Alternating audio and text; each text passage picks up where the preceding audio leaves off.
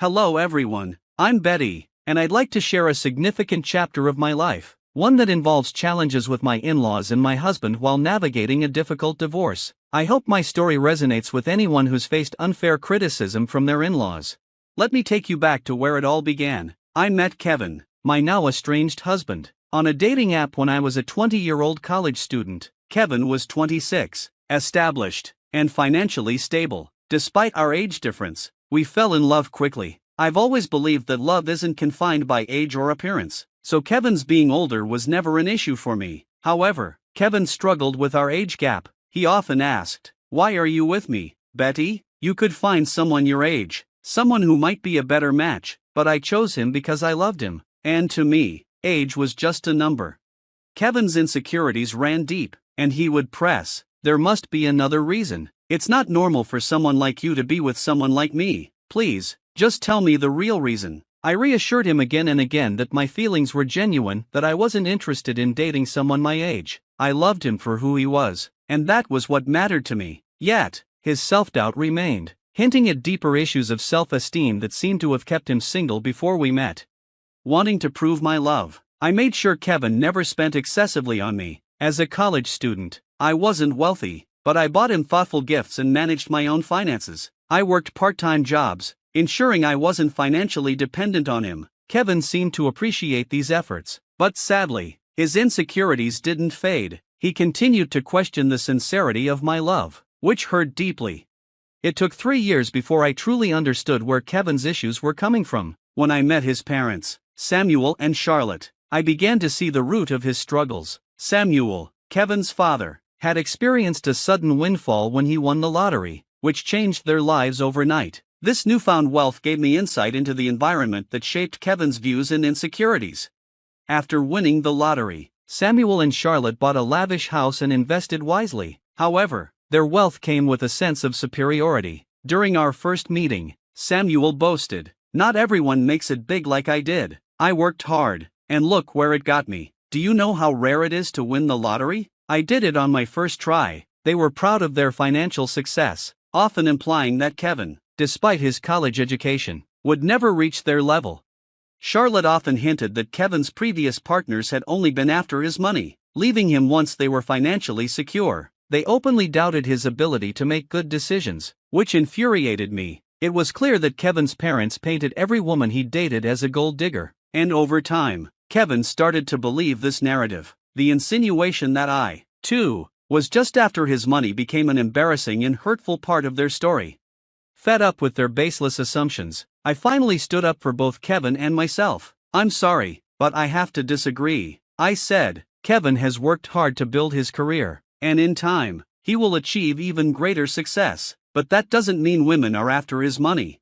Samuel retorted, "That doesn't change the fact that women only want him for money. We worked hard for what we have, but Kevin does co-own the house. Eventually, it will be his. Every time these girls see our $350,000 house, I swear, they just see dollar signs." I couldn't hold back any longer. "I can't speak for Kevin's past relationships, but I'm certainly not in this for the money. I love your son, and that's why we're together. I have no interest in your house." Charlotte then said, "Don't worry, Betty. Sometimes it's hard to accept that people can be successful and live in nice houses. You live in a small rented apartment with roommates. You might start desiring it after spending time around our house." Their comments pushed me to my limits. I was on the verge of losing my temper, but Kevin, who had been listening, said nothing. He didn't defend me or himself. Instead, he changed the subject. On our way home, I was taken aback by his indifferent attitude after such a tense visit with his parents. I knew I had to address the issue directly with Kevin. "Kevin, your parents are being unfair and hurtful to both of us. Why didn't you stand up for me?" Kevin sighed, his frustration clear. "What did you expect me to say, Betty? My past isn't exactly encouraging. I've been used before by people who only saw my parents' wealth, making plans for when they'd inherit the house. Even if they were wrong about those women, that doesn't mean they're wrong about everything." I felt a pang of hurt. "Even if those women were after your money, that doesn't mean I am. It hurts that you stayed silent while your family insulted me." Kevin looked conflicted. "You know my family's wealthy now, and maybe they have a point. I'm not accusing you of having bad intentions, but I can see why it might look questionable to others. You don't have parents, and because of that, you might seem more reliant on my inheritance." His words were almost too much to bear. "What you're suggesting is absurd, Kevin. I've never pressured you to spend on me. Not having an inheritance doesn't make me a gold digger." Kevin remained stubborn, unwilling to see my side. "I love you, and that's what matters. Let's not argue about this anymore," he said, dismissing the conversation. While some might have found comfort in his declaration of love, I couldn't shake the feeling that he still doubted my intentions. I tried to discuss it again, even suggesting therapy to help him see things more clearly, but he refused, insisting there was nothing wrong.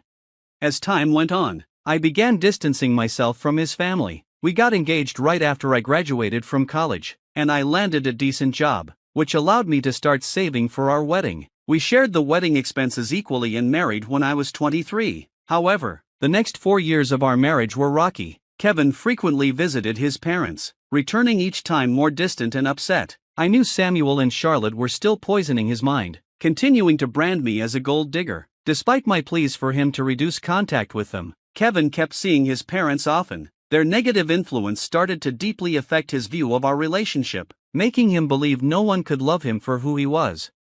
Even after years of my unwavering love, Kevin's suspicions towards me never seemed to ease. The constant need to prove my sincerity grew more exhausting. But the moment that truly tested us came on Kevin's birthday. Wanting a low-key celebration, we decided to have a small cake party at home. Excited to make his day special, I surprised him with the expensive watch he'd admired for so long. Kevin was thrilled with the gift, but my heart sank when he suggested we show it off to his parents. Despite my hesitation, I agreed. When we arrived at his parents' house, Kevin couldn't wait to show off the new watch. "Mom, Dad, look at this beautiful watch Betty got me. I've wanted it for so long. Isn't it stunning?" His enthusiasm was palpable. Charlotte responded with a hint of surprise. "Oh, Kevin, it seems she does love you after all." We were quite worried for some time. But Samuel quickly added, "Don't be fooled, old Charlotte, she's a gold digger. She married our son because we have a $350,000 house. Let's not ignore the facts." I couldn't hold back my frustration. "Excuse me, why do you think I married your son for your house? I had been working and living in an apartment for years. Besides, if age was really a concern, why would I marry someone older unless I truly loved him?" I said, trying to hold my ground. "I assure you, I didn't marry Kevin for his money or for your house. I married him because I love him. Surely Kevin can confirm that, right?" To my shock, Kevin remained silent. His unwillingness to defend me in front of his accusing parents was unsettling, and I felt my heart sink. I looked at him, hoping for some reassurance, but he avoided my gaze. The silence between us grew heavy, his lack of response amplifying the harsh assumptions of his family. The more they criticized me, the more isolated I felt. Pushed to my limit, I finally confronted him. "Kevin, why aren't you saying anything? Your parents have always labeled me a gold digger. How will they ever see the real me if you don't speak up? Why are you so quiet? Tell them they're wrong." Kevin hesitated, his discomfort clear. He muttered, I don't know what you want me to say, Betty. Maybe my parents aren't completely wrong. There might be a possibility." His words trailed off, but the implication was unmistakable. The doubt in his voice, the hesitation to stand by me, was more than just a misunderstanding. It was a crack in the foundation of our relationship, a crack that threatened to cast a shadow over everything. My love for him, my place in his life, suddenly felt uncertain. The atmosphere at Kevin's birthday celebration, which had been intended to be special, quickly turned sour. I couldn't believe the accusations that were flying my way. "Are you serious right now, Kevin? You believe I married you for your assets?"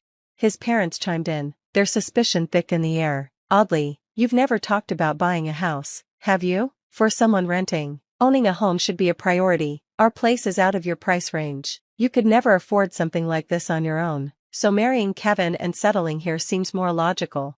Kevin looked at me, his face a mixture of doubt and confusion. "Yeah, Betty, why would you marry me? You might have feelings for me, but I think there's more to it than just love." I was left speechless by their words. All the love and affection I had once felt for Kevin seemed to vanish in an instant. It wasn't just his parents' skepticism that hurt, it was Kevin's agreement with them that cut the deepest. In that moment, I knew I had to end our marriage, but I didn't reveal my decision right away. Instead, I waited for the right moment. Once Kevin and I were back home, I contacted a lawyer and began the divorce process. The lawyer reassured me that everything would be finalized within the week. In the meantime, I moved into a separate room to give myself some space. Kevin thought I was just cooling off. He had no idea what my intentions really were.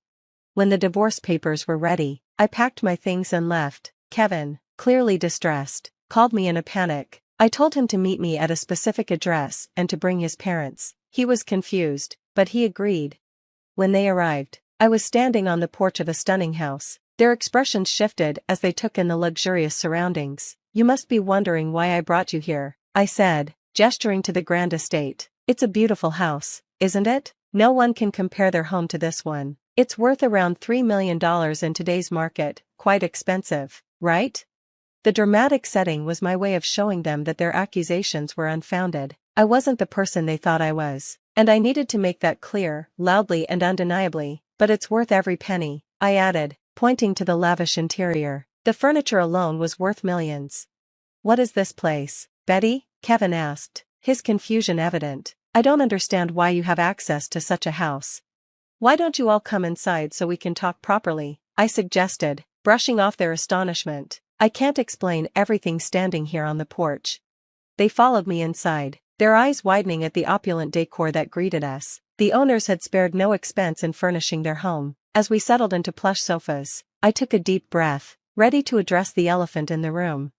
"I've made a decision," I said, my voice steady despite the storm of emotions inside me. "That's why we're here. I filed for divorce." I handed Kevin the papers. "We can proceed with an uncontested divorce if you agree." Kevin looked at me, his voice filled with confusion and concern. "What? I don't understand. Why are you filing for divorce?" "It's simple," I replied, my tone firm. "You and your parents think I'm a gold digger. You believe I married you for your house and your money. Despite everything I've said, you've refused to listen, so it's better for everyone if I leave, sparing you from what you deem my gold-digging tendencies." Kevin's disbelief was palpable. "You're considering divorce just because my parents spoke what they believe to be the truth? That's ridiculous." "I think it's for the best," I said, resolute. Kevin's mother, watching the exchange with an unreadable expression, finally chimed in. "If she's so adamant, you should just sign the papers, Kevin. At least then you can find someone who truly loves you." Kevin turned to me. "Why did you bring us to this house, Betty? Do you expect me to buy this for you as part of our divorce settlement?" I looked at him calmly. "Why would I need you to buy this house, Kevin? This house is already mine." Their jaws dropped in shock. "What? How can you afford a house like this? You're renting, and your job isn't enough to cover something like this. Stop lying to us," Kevin's father demanded, his voice sharp with suspicion. I could see their disbelief, but I was ready to prove something far bigger than my financial independence. This revelation wasn't just about money, it was about declaring my autonomy. I had done it on my own, and I would never allow their doubts to define me again. "This house is mine," I repeated firmly, "and this is how I'm changing everything between us. Our relationship dynamics are forever altered." "I'm not lying," I asserted, my voice steady as I saw the disbelief in their eyes. "Kevin, remember when I told you my parents left me an inheritance? This house is part of it. It's in a trust for now, but I'll officially inherit it when I turn 31. I don't need a high-paying job, because I have a trust fund waiting for me." "That's impossible," Kevin interrupted, his face etched with confusion. "Your parents passed away years ago. They should have given you the house by now." I took a deep breath. "My parents knew there were people who might try to take advantage of me," I explained. "They put everything in a trust to protect it until I was old enough to understand what it meant. They wanted me to be settled with someone who genuinely cared about me, not someone who was after my money." Kevin's mother looked taken aback. "Oh my God, Betty, you should have told us about this. We had no idea. This is a beautiful house. We could all live here very comfortably." "Yeah, you should have shared that earlier," Kevin added, now looking relieved, though still somewhat embarrassed. "We thought you were after our house. If we'd known." "I always knew Betty was perfect for Kevin," his father chimed in, his tone shifting as he eyed the lavish surroundings. "Look at this, she's a great match for him. Look at her wealth." I couldn't help but laugh at the sudden shift in their attitude. It was dizzying how quickly their views of me had changed, but what struck me even more was how easily they'd forgotten about the divorce papers I had brought. "Anyway," I said, pulling the divorce papers from my bag, "here's my signature for an uncontested divorce. You can sign these if you agree. If not, we can take it to court. but I won't live with you anymore. Kevin looked at me, his eyes desperate. Wait, Betty, listen, there's no need to rush. You've proven you're not a gold digger. There's no reason to get a divorce now. We apologize for the misunderstanding. Doesn't that make things better? Kevin's parents nodded in agreement, but their words only fueled my frustration. I don't want your insincere apologies, I said, my voice firm. For 3 years, you allowed your family to label me a gold digger. You could have defended me, but you sided with them. You even accused me of it. I can't stay with someone who doesn't respect his wife. I'm done. They pleaded with me, asking me to overlook the past, but their lack of genuine remorse made it clear that nothing had truly changed. When I reached my breaking point, I demanded they leave, threatening to call the police if they didn't. My firm stance left them no choice but to leave. In the weeks that followed, Kevin and his parents relentlessly harassed me. They begged, pleaded, and even offered bribes, thinking money could sway my decision. It only fueled my anger, revealing their continued view of me as someone driven by financial gain. Ironically, since Kevin co-owned the house with his parents, I was entitled to half of his share, which only added to their desperation for reconciliation. Despite their relentless attempts, I stayed firm in my resolve to end things. I moved all my belongings to my parents' house, asserting my right to stay there, even before officially inheriting the property. Kevin and his family kept trying to reach me, but I changed my number to cut them off. Kevin even showed up at my workplace, but I had already informed security, and they asked him to leave. He still hadn't signed the divorce papers, holding on to hope that I would change my mind. Almost a year had passed, and the situation remained unresolved, a testament to the complexity and emotional weight of our lives entangled together. But I had made it this far on my own. I was financially stable, and though I had gone on a few dates, I wasn't ready for anything serious yet.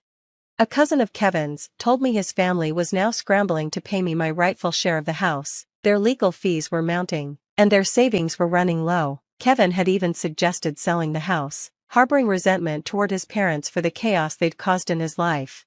At this point, I couldn't care less about their dilemmas. My only focus was to be free from their toxic influence and move on with my life, leaving behind the chaos and negativity that had plagued me for so long.